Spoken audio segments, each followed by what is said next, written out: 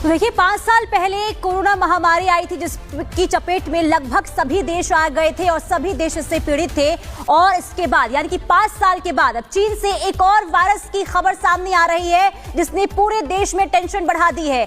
ऐसे में सवाल ये होता है क्योंकि लगातार देखिए चीन की स्थिति बिगड़ती हुई नजर आ रही है क्योंकि अस्पतालों में बेड नहीं मिल रहे, लगातार लोगों की जान जा रही है, लेकिन अब तक चीन की तरफ से इस वायरस को लेकर कुछ भी नहीं कहा गया है, ना ही कोई पुष्टि की गई है। ऐसे में सवाल ये कि क्या जैसे कोरोना के वक्त चीन ने छिपाया था तो क्या इस वायरस को लेकर भी चीन कुछ छिपाता हुआ नजर आ रहा है? सवाल कई हैं, रिपोर्टर सबसे पहले आपको दिखाते हैं।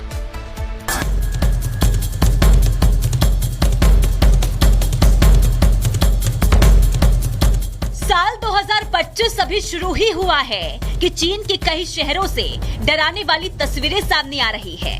चीन में नए साल की शुरुआत होते ही ऐसा वायरस फैल रहा है जिसने पूरी दुनिया को डरा कर रख दिया है।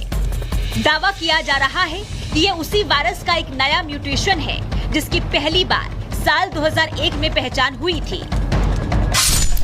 इस नए वायरस को HMPV कहते हैं। इसका मतलब होता है ह्यूमन मेटानिमो वायरस इन्फेक्शन। इससे उत्तरी चीन के शहर सबसे ज्यादा प्रभावित हैं। इसमें चीन की राजधानी Beijing, Tianjin, Shanghai, Zhejiang, Hebei और ग्वांगझू शामिल है, जबकि दक्षिण और दक्षिण पूर्व के कुछ शहरों में भी अब ये वायरस तेजी से फैलना शुरू हो गया है। चीन के सोशल मीडिया में लोग दावा कर रहे हैं कि इस वायरस के कारण वहां के अस्पतालों में अब पैर रखने की जगह नहीं है।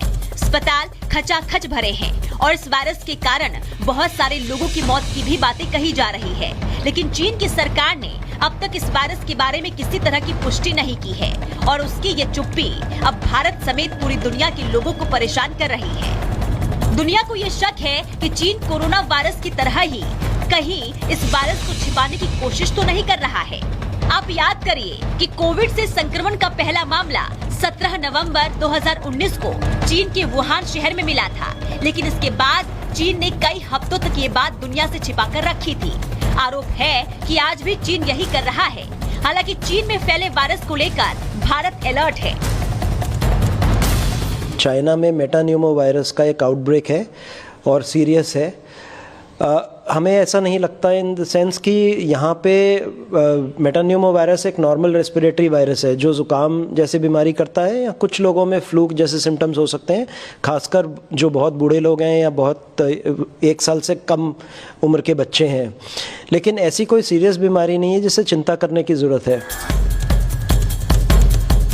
चीन की सरकार ने इस वायरस से कितना नुकसान हुआ है ये तो नहीं बताया, लेकिन चीन की डिजीज कंट्रोल अथॉरिटी